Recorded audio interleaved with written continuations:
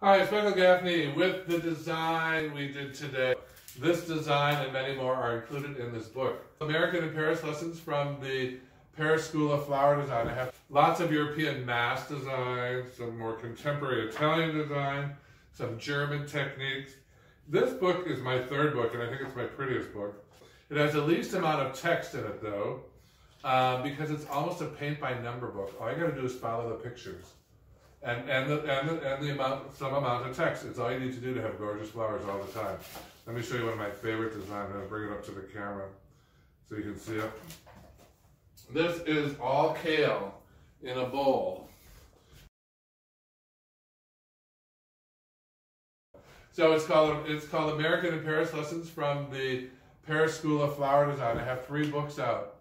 All of them are a trilogy. One sort of leads into the next.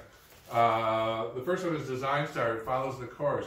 The second one is Flower Power, and it follows Easy Breezy New York and West Coast design ideas to make you look like a design star without even trying. This is so simple. Everything I do, I think is simple.